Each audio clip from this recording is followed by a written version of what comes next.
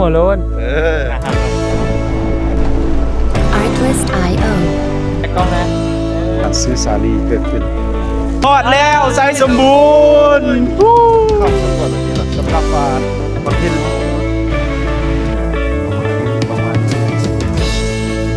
เอา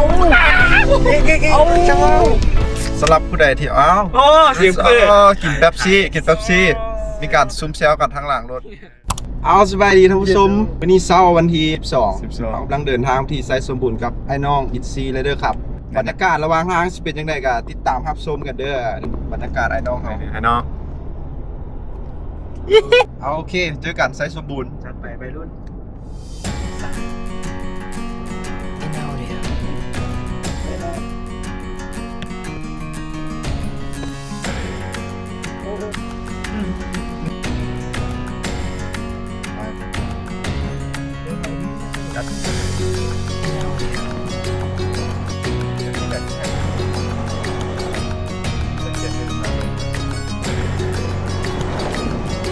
มา12หมวดนอนก็มี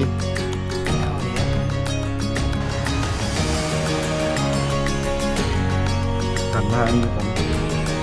พาไปอีก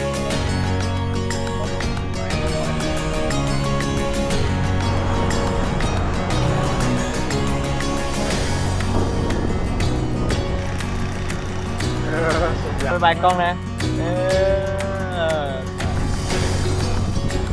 โอ้สบายดีท่านผู้ชมตอนนี้ก็ใกล้สิฮอดไซสมบูรณ์ละเพราะว่าแวะมาเจอตลาดปลาข้างทางมาแวะเบิ่งว่ามีอย่างในบรรยากาศ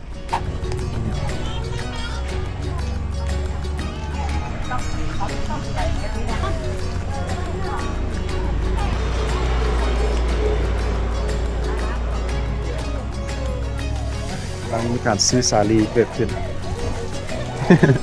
แนวละ10,000 เครื่องปลาป่ะ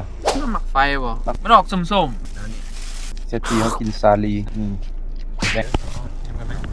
เอาติดตามตอนต่อไปกำลังเดินทางไปต่อที่ไซสมบูรณ์เนาะวิวระหว่างทางกับสิประมาณนั้นแหละจัดไปรับชม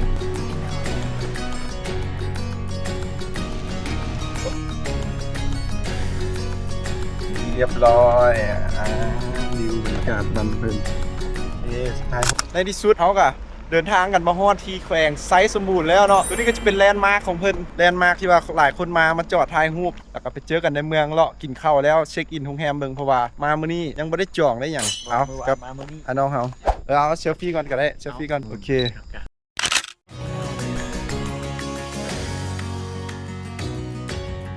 ตอนนี้มาแวะตลาดไซสมบูรณ์เบิ่งบรรยากาศเนาะที่เป็นโซนขายเครื่อง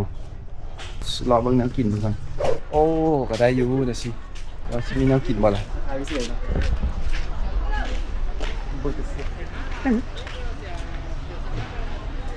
เดี๋ยวเลาะเบิ่งแนวกินก่อนว่ามีหยังไงสรุปแล้วบ่มีแนวอยากเธอก็เลยว่าออกเป็นเลาะเบิ่งห้านตามสั่งก่อนเอาได้ในที่สุดเฮาก็มาแวะกินเฮ็ดตามสั่งเข้าไปอันนี้มันข้าวผัดนี่ก็กะเพรายังไปแล้วตามสไตล์แต่ห้านอยู่แถวหน้าตลาดไซสมบูรณ์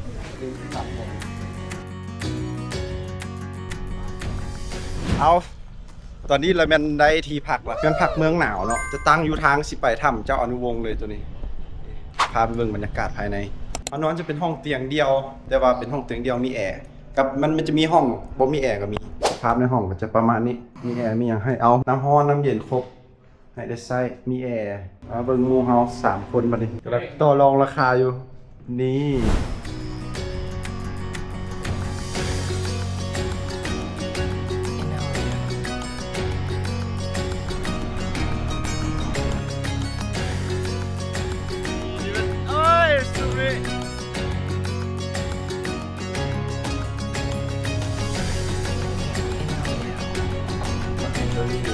เซฮายวันนึงจะบาทนี่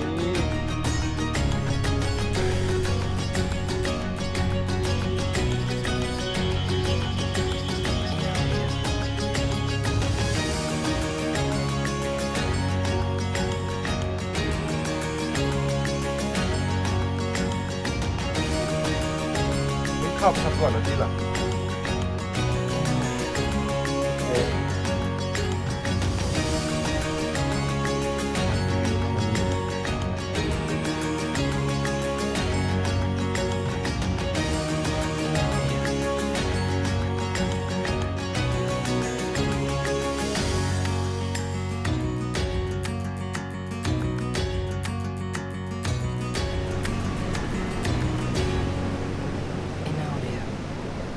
สำหรับว่าถ้ำเจ้าอนุวงศ์กับสิมี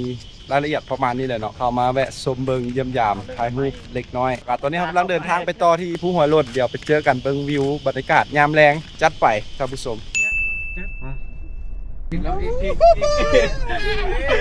เอาจัง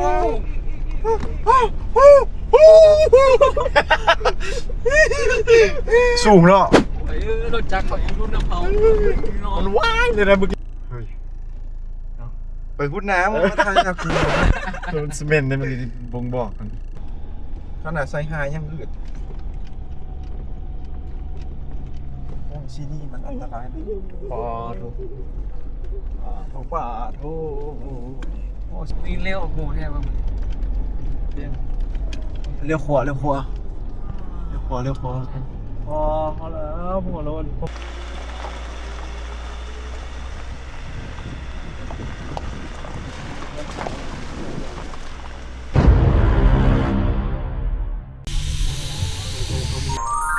อ้ คอนเทนต์มาให้ได้ถ่ายหัวแรกๆเลย ขึ้นมาปุ๊บหัวปั๊บหัวมันนั่นเราขึ้นหัวอะไร ตลกละอ๋อเดี๋ยวดูมึงดิ สามัคคีสุมนม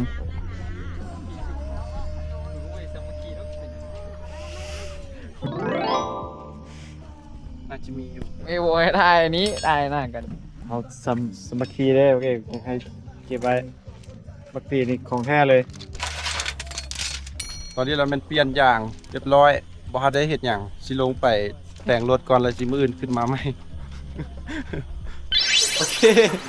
ผลงานเฮามื้อนี้มันเป็นน็อตตะปูเสียบแล้วมันหลุดออกมันเลยว่าอย่างหัวใครได้ว่าอย่างห้าหน้าเพิ่นไอเดียวเลยสิโปรโมทให้คักๆเลยเด้อหานี่เด้อผู้ใดมาอย่าลืมมาเข้ามาซ่อมแปลงให้ครบวงจรอยู่นี่นะนี่ใครจะว่ายังห้าหน้าเราช่วยเฮามื้อนี้จัดไปท่านผู้ชมเมื่อกี้นี่ซีเรียสเลยหายานหาหามบ่ได้โอ้ยนี่สำหรับมื้อนี้ก็แม่นกำลังไปกินข้าวบัดนี้นะโอเคเจอกันวับมาที่ห้านดาดโลเมืองหนาวนี่บรรยากาศภายในห้านแม่นบ่ไฟมันมีมับอยู่เว้ยเอารีวิวหน่อยจากบ้านนี้ว่า เสื้อห้อง ซีนก็กิน เสื้อกินเสื้อ ไม่ใช่ละโอ้ไอ้บอยเฮาอยู่พุ่นสำหรับบรรยากาศของค่ำคืนนี้ละแม่นจัดซีนดาดซีนหยังไปเนี่ยประมาณนี้ แซ่บ แซ่บ โอเค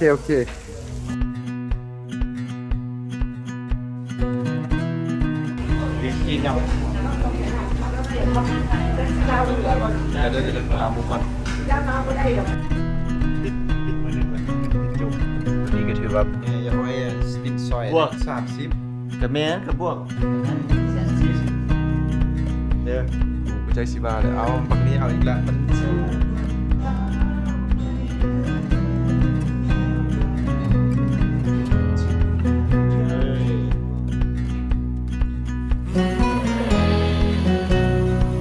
สบายดีตอนเช้าวันอาทิตย์ที่23หาก็ตื่นจัดแจงแล้ว ตอนนี้กำลังสิออกไปผู้ฮอลลนคืน เดี๋ยวพาติดตามเบิ่งบรรยากาศระหว่างทางว่าสิเป็นจังได๋ชิวๆเนาะตามสไตล์เราวันนี้นี่มีการกวดกาสมาชิกผู้คนเอาแล้วมีเรื่องละบรรดาไอ้น้องเรากำลังเก็บขี้เหงื่ออยู่ เครื่อง เดี๋ยวออกเดินทางแล้วตอนนี้นะบรรยากาศยามเช้ามีนางแฮมวิวหมอกตอนเช้างามเกลือบอสตาร์ทใช่ไหม เป็นโมโต้ดูหนาวลองวนออก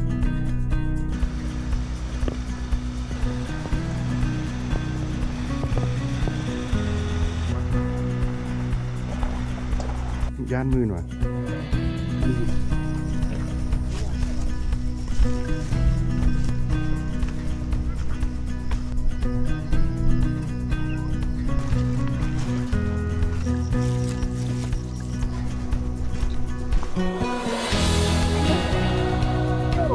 โทนซี่นะคุณนี่ อันนี้ให้อายก่อน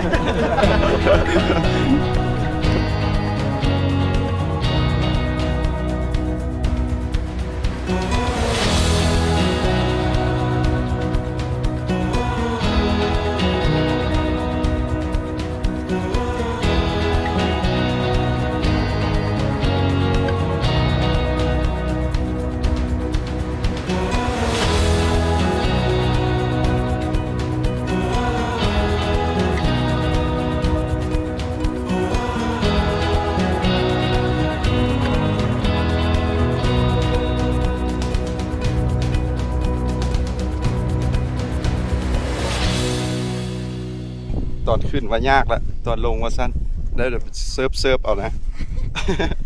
เซิร์ฟไหลแล้วแหละเดี๋ยวก็สั้นหน่อยนึงมานี่ก็ใส่เกือบนำมานี่ก็ดี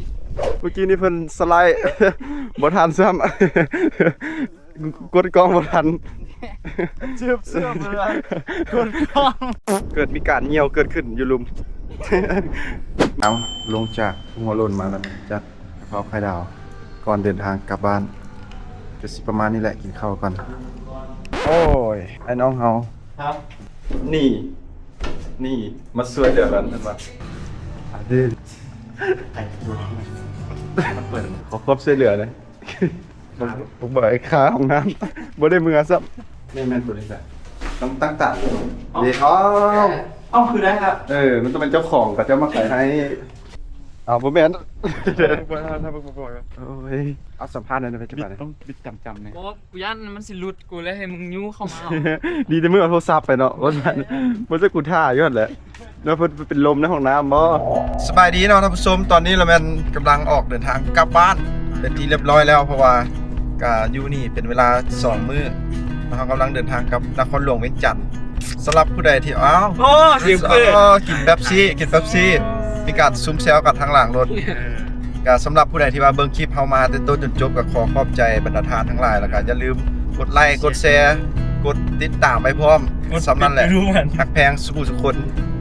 FC ทุกคนที่ว่าบ่หลายแต่ก็ฮักแพงเด้อจุ๊บๆก็เจอกันที่เท่านี้บ๊ายบายเอาห้องเลยมาดึงเดี๋ยววะ ยังจัน Stop record Stop recording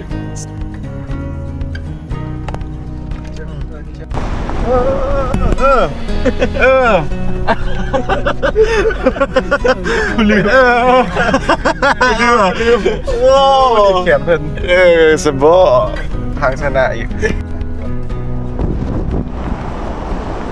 ตอนนี้ก็หากก็ฮอดใส่กับบูฮู้อยู่ในป่า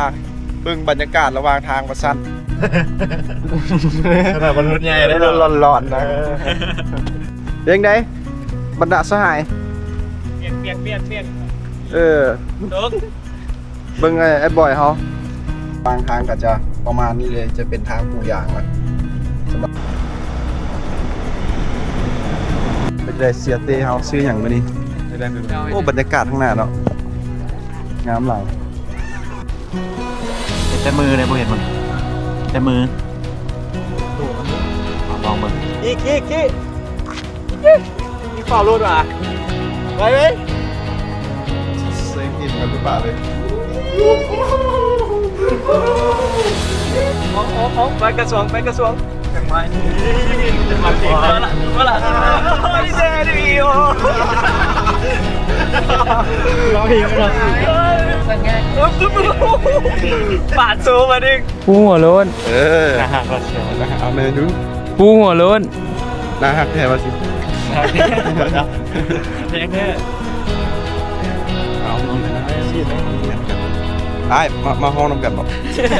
เอาวันนี้เลยดิเขามาห้องน้ำกันก็ได้มันจึงบ่เขินเล่นมาห้องน้ำกันไปเลยบ่เขิน ไปสิเขามาไหม ยังหลายคนยังบุกเกินเลย มัน เอ็งอายคนเก่าซะ ห้องยัง ฮอดแล้วผู้หัวโล้นเลย เอา1 2 3 ฮอตแล้วผู้หัวโล้นใจ ก็คือเนาะ